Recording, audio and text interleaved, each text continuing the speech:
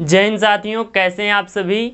अपनी ये पंचामृतम क्लास है जिसमें मैं आपको डेली पाँच इम्पॉर्टेंट टॉपिक होते हैं उनके बारे में बता रहा हूँ। तो चलिए स्टार्ट करते हैं। पहले जो अवार्ड वाला सेशन है अपना उसको करते हैं। तो आज आपका जो इम्पोर्टेंट अवार्ड आ जाता है द्रोणाचार्य अवार्ड। मैंने कल आपको लाइफ टाइम वाला कराया था और अब कराऊंगा जो रेगुलर कैटेगरी में दी। द्रोणाचार्य अवार्ड जो होता है वो कोच को दिया जाता है जो खिलाड़ियों को ट्रेनिंग देते हैं, और दो टाइप का दिया जाता है, एक लाइफ टाइम और एक दिया जाता है रेगुलर। तो ये आपका रेगुलर वाला है। तो लिखिए द्रोणाचार्य अवार्ड, जो अवार्ड वाला सेशन उसी में करना है। द्रोणाचार्य अवार्ड 2020, वो भी कौन सा साथी? रेगुलर।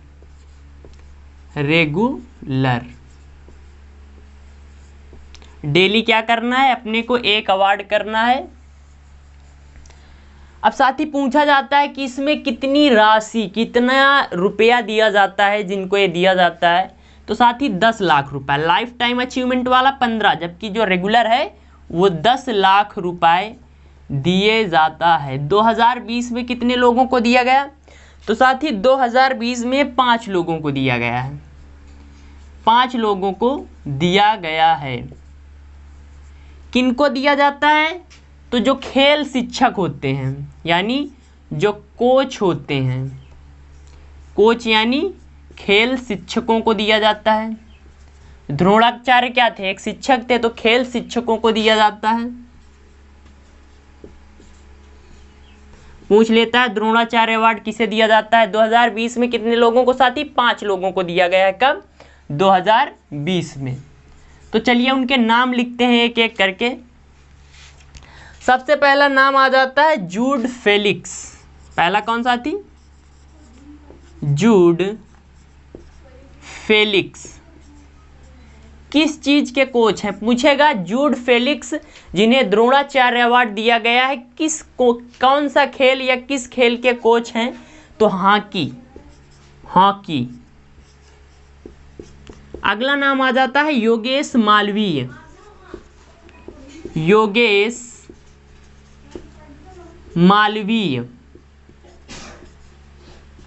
तो साथी ये मलखंभ के कोच हैं। योगेश मालवीय साहब मलखंभ। अगला नाम आ जाता है साथी जयपाल राणा। कौन आ जाता है साथी? तीसरा जयपाल राणा। तो राणा साहब शूटिंग से हैं। शूटिंग, वो मूवी वाला शूटिंग नहीं, ये वाला बंदूक वाला शूटिंग। तो शूटिंग से हैं। अगले आ जाते हैं विजय करके नाम है साथी इनका, गौरव खन्ना।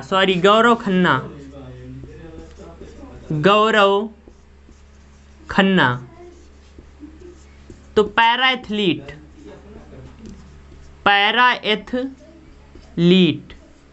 गौरव खन्ना पैरा एथलीट हो जाते हैं। पैरा बैडमिंटन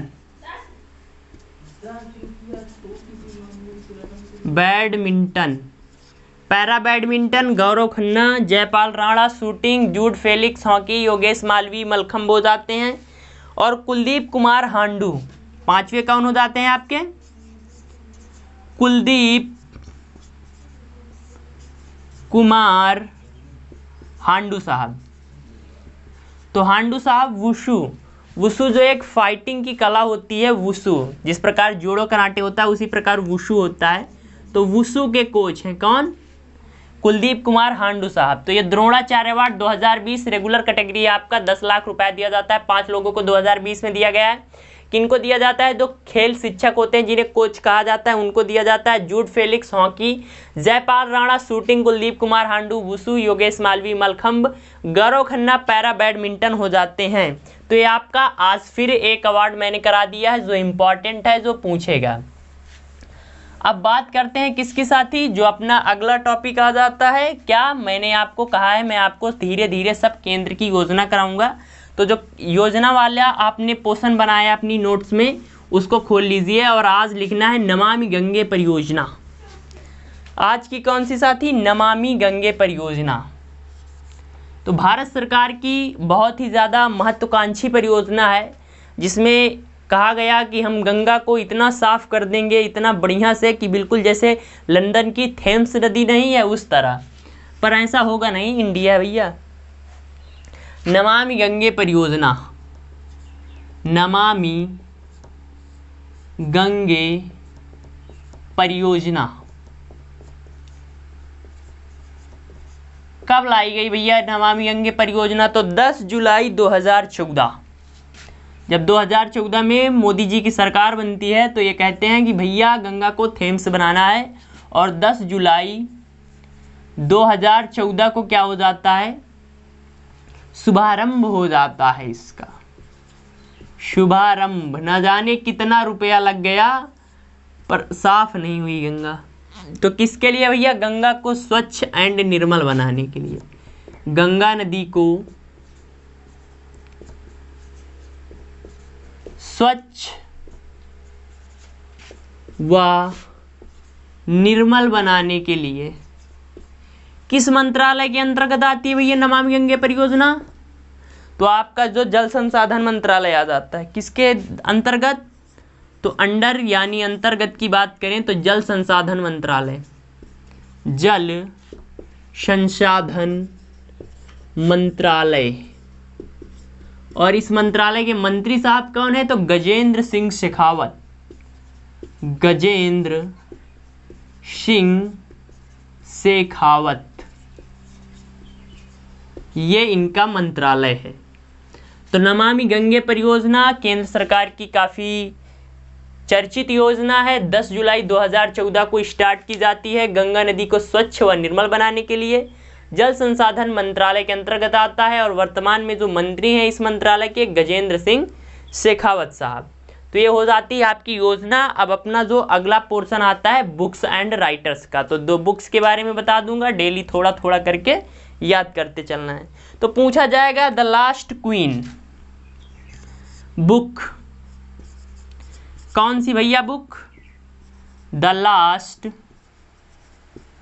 क्वीन किसकी बुक है? तो भैया चित्रा बनर्जी, चित्रा बनर्जी की बुक का नाम है लास्ट क्वीन।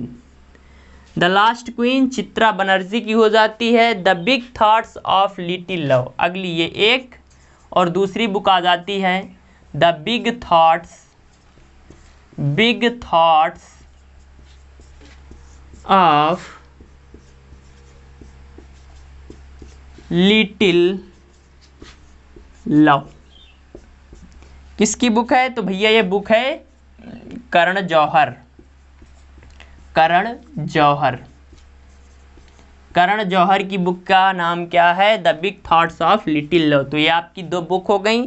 धीरे धीरे करके क्या करना है, सब अगर इकट्ठा करा दूंगा 15-20 तो आपको भी बर्डन लगेगा और मुझे भी कराने में प्रॉब्लम होगी। 2-2, 3-3 करके क्या करेंगे, धीरे धीरे याद करते चलेंगे, तो लिखने में भी प्रॉब्लम नहीं और याद करने में भी प्रॉब्लम नहीं। तो ये आपकी बुक हो जाती हैं। अगला पोर्शन जो मैं आपको करा रहा हूँ, ये लिख लिया होगा आपने, साफ कर देते हैं। अब जो अगला पोर्शन आपका चल रहा है राज्य राजधानी व मुद्रा, आप उसको खोल लीजिए। 10 दिन में अभी देखना आपके पास 30 राज्य और उनकी राजधानी मुद्रा याद कर लेंगे आप थोड़ा थोड़ा करके, है कि नहीं? तो लिखिए वो देश, फिर बीच में उसकी राजधानी और मुद्रा। यो आप जिस पेज में लिखा है आपने उसको आप खोल लीजिए। 2-3 पेज बस छोड़ देना, बस उसमें पूरी आ जाएंगी इंपॉर्टेंट की। तो आज आ जाता है आपका सऊदी अरब, काफ़ी इंपॉर्टेंट, भारत के रिश्ते काफ़ी अच्छे इस देश से होते हैं, इसलिए इसकी राजधानी पूछ सकता है सऊदी अरब। राजधानी की बात करें तो साहब रियाद, रियाद जो सऊदी जाएगा वो क्या करेगा, बार बार याद करेगा, यानी रियाद। मुद्रा की बात करें तो रियाल, रियाल इनकी मुद्रा, रियाद राजधानी सऊदी अरब, रियाद और रियाल। अगला आ जाता है अफगानिस्तान, हमारा पड़ोसी देश अफगानिस्तान। काबुल, राजधानी काबुल, और मुद्रा हो जाती है अफगानी। अफगानी, अफगानिस्तान, काबुल, मुद्रा अफगानी हो जाती है। अमेरिका, मोस्ट इम्पॉर्टेंट, यूएसए यानी यूनाइटेड स्टेट ऑफ अमेरिका। तो इसकी जो राजधानी हो जाती है Washington DC. Washington, George Washington जो यहाँ के फर्स्ट राष्ट्रपति और अमेरिकी स्वतंत्रता संग्राम में प्रमुख योगदान था जॉर्ज वाशिंगटन का, उन्हीं के नाम पर इन्होंने अपनी राजधानी का नाम रखा वाशिंगटन डीसी। और इनकी मुद्रा हो जाती है यूएसडी यानी यूनाइटेड स्टेट डॉलर। मुद्रा क्या हो जाती है भैया? डॉलर, और ये हो जाता है आपका डॉलर का चिन्ह। तो ये यूएसडी इनकी मुद्रा हो जाती है। तो ये आपके 3 इंपॉर्टेंट देश हुआ, उनकी राजधानी। अगली जो होगी तो उसमें फिर 3, इसी प्रकार थोड़ा थोड़ा करके क्या करा दिया जाएगा, आपको बहुत सारे करा देंगे। अब आ जाता है अगला टॉपिक आपका महत्वपूर्ण या चर्चित व्यक्ति। तो देखिए आज के चर्चित व्यक्ति पूछेगा साहब, जो चर्चित व्यक्ति वाला आपने पोर्शन बनाया उसको कॉपी में खोल लीजिए और लिखिए सैयदा अनवरा तैमूर। पूछेगा साहब, भाई साहब सैयदा अनवरा तैमूर कौन है? अनवरा तैमूर तो काहे इम्पॉर्टेंट है भैया? तो ये पहली बात तो मुख्यमंत्री हैं और असम की हैं, और एकमात्र असम की महिला मुख्यमंत्री। तो असम की एकमात्र महिला सीएम यानी मुख्यमंत्री। और काहे भैया चर्चा में है? तो ये टपक गई यानी निधन हो गया है, इनका हो गया हुआ निधन। सैयदा अनवरा तैमूर असम की एकमात्र महिला मुख्यमंत्री और इनका हो गया हुआ निधन। केसी शिवशंकर, अगला चर्चित व्यक्ति कौन आ जाता है आपका? केसी शिवशंकर। शिवशंकर तो साहब ये आर्टिस्ट हैं, आर्टिस्ट जो कार्टून बनाते हैं, आर्टिस्ट हैं, कार्टूनिस्ट हैं, कार्टून बनाते हैं, लिख लीजिए कार्टून बनाते हैं। इनका भी हो गया निधन। और अगला जो आ जाता है आरबीआई के 25वें गवर्नर पूछ सकता है, रिजर्व बैंक ऑफ इंडिया के 25वें गवर्नर। तो ये हो जाते हैं अपने शक्तिकांत दास। कौन हो जाते हैं साथी? शक्तिकांत दास। तो सैयदा अनवरा तैमूर असम की एकमात्र महिला मुख्यमंत्री जिनका निधन। केसी शिवशंकर आर्टिस्ट कार्टून बनाते हैं, इनका निधन। आरबीआई के 25वें गवर्नर शक्तिकांत दास। तो फ्रेंड्स ये आज अपनी तीसरी क्लास थी। तो 3 क्लास में आपने देखा होगा कि बहुत कुछ आपको करा दिया गया। इसी प्रकार जब ये 1 महीने हो जाएगी क्लास तो आपके लिए इतना सारा कंटेंट हो जाएगा और थोड़ा थोड़ा करके अलग अलग टॉपिक थोड़े थोड़े, तो आपको पढ़ने में भी याद करने में भी प्रॉब्लम नहीं होगी और अलग अलग है इसलिए बोरिंग भी नहीं लगेगा। तो फ्रेंड्स आपको क्लास अगर अच्छी लगी हो तो लाइक कर दीजिए। अपने परिवार एग्ज़ाम इंडिया बार पहली बार आए हैं तो प्लीज़ सब्सक्राइब कर लीजिए, फ्रेंड के साथ शेयर कर दीजिए। मिलते हैं अगली क्लास में। जय हिंद, जय भारत।